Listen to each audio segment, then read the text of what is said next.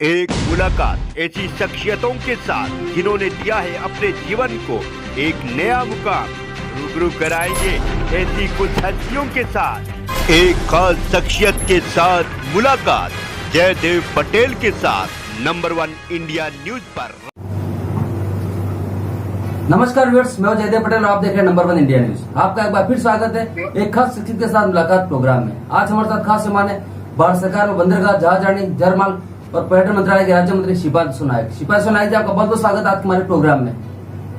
नमस्कार जी, नमस्कार जयदेव जी।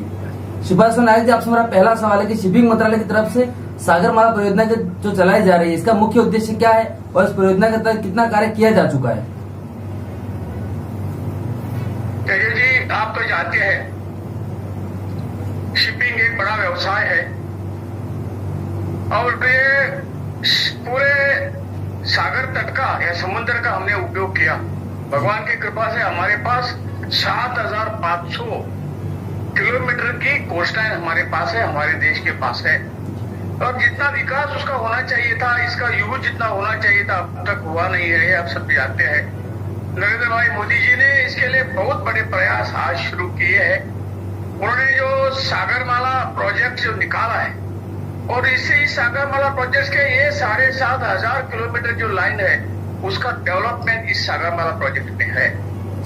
आज तक हमने कम से कम सागरमाला प्रोजेक्ट में 802 प्रोजेक्ट अप्रूव किए हुए हैं। इस प्रोजेक्ट में हो कि एक लोकल पोर्ट हो, जो मेजर पोर्ट छोड़ के हमारे मेजर पोर्ट तो हम शिपिंग और हमारी मिनिस्ट्री देख रही है, जो ऐसे 802 प्रोजेक्ट में rail connectivity, road connectivity, port connectivity और छोटे छोटे बंदरगाह जो है ये आने स्टेट के हो, डिस्ट्रिक्ट के वो पूरे कोस्ट लाइन पे उसका जो डेवलपमेंट करके ये जो हमारी सागर से जो ट्रांसपोर्ट, समुद्र से जो ट्रांसपोर्ट है, शिपिंग है, यदि उसको बढ़ावा देने के बाद निश्चित तौर से हमारे व्यापार जो है वो बढ़ जाएगा।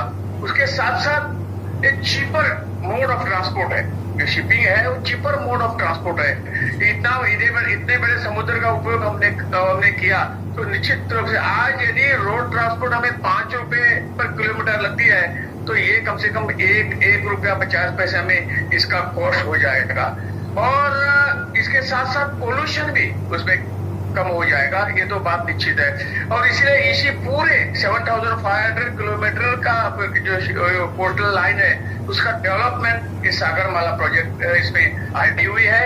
इसमें से कम 400 प्रोजेक्ट हमारे पूर्ण हुए हैं, जो कम से कम 200-250 कंप्लीशन के मार्ग पर है, दूसरे का काम चल रहा है। और ये होने के बाद और भी प्रोजेक्ट इस सागरमाला प्रोजेक्ट में हम ले जाएंगे और पूरे कोस्ट लाइन का विकास इसमें हो जाएगा। जी, शिपाल सोनायक जी, सागरमाला परियोजना के तहत कितने नए बंदरगाह बनाने की योजना है और क्या इसके तहत अभी कोई नया बंदरगाह बनाया भी गया है? ये हर एक स्टेट ने, मेरे पास वो अभी रिकॉर्ड मेरे पास नहीं है कि ये जो सभी स्टेट जो कोस्टल स्टेट है उन्होंने अपने प्रोजेक्ट भेजे हुए हैं। उसमें से हमने वो 802 प्रोजेक्ट है। इसमें बहुत से छोटे पोर्ट है जो रिन्यूवेट करने वाले जो पोर्ट है उसका रिन्यू हमें करना है, उसको फिर अच्छी स्थिति में लाने का काम भी है।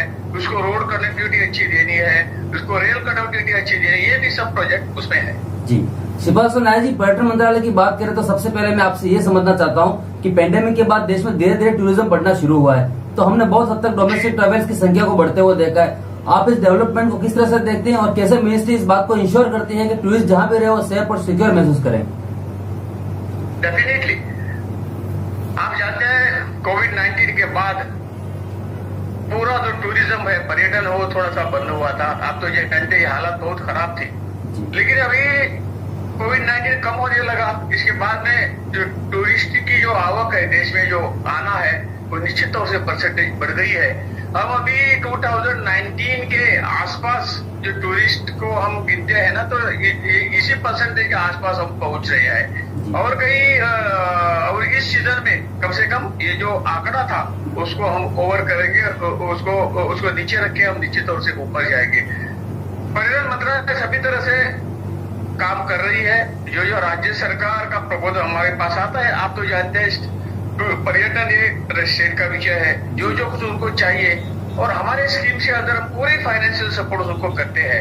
और कम से कम हमने स्वदेशी दर्शन स्कीम है उसमें से इस बार 76 प्रोजेक्ट लिए थे, उसमें से कंप्लीशन मोर देन 50% कंप्लीट हो गए हैं, अभी थोड़े पाइपलाइन में है और अगले इसके लिए हम फिर और प्रोजेक्ट ले लेंगे ताकि एक डेस्टिनेशन का अच्छी देखभाल हो, लोगों को अट्रैक्शन हो और ज्यादा से ज्यादा टूरिस्ट वहां आ जाए। इसके साथ साथ प्रसाद जो स्कीम है उसको स्कीम के अंदर जो ASI का जो साइट है जी ठीक करने के लिए हमारा है, उसके और भी हमने पैसा लगा दिया, कम से कम 42 प्रोजेक्ट हमने वो उसमें से ले दिए थे, उसमें से कई कंप्लीट हो गए, अभी कंप्लीट होने वाले हैं। इस तरह से राज्य जो कुछ केंद्र के पास हमारे पास मांगता है उसका हम निश्चित तौर से हम पैसा फाइनेंशियल मदद हम करते हैं और फॉरेन के टूरिस्ट हमारे यहाँ आए इसलिए हम इसका एडवर्टाइजमेंट क्योंकि उनके देश में उनके राष्ट्र में करते हैं ताकि टूरिस्ट को पता चले हमें हमारे पास जितने जो स्थान है वो देखने लायक, इसका भी प्रचार प्रसार हम करते हैं और कुल मिला के स्थिति अच्छी है। और मैं कहना चाहता हूँ कि इस साल निश्चित तौर से कोविड के पहले और कोविड के सीजन में जो कुछ 2 साल में जो कुछ हम नीचे आए थे, हमारा उच्चांक आया था वो निश्चित तौर से ऊपर आ जाए। जी श्रीपाद नायक जी, मिनिस्ट्री के फ्यूचर प्लान्स को लेकर देखें तो अपना देश जैसे प्रोग्राम की शुरुआत के बाद कैसे देश के उन हिस्सों को छुआ गया जहाँ कम से कम टूरिस्ट जो आते थे और कैसे मिनिस्ट्री इस दिशा में आगे की और कदम बढ़ा रहा है ताकि पर्यटकों की संख्या जो है वो ज्यादा बढ़ सके।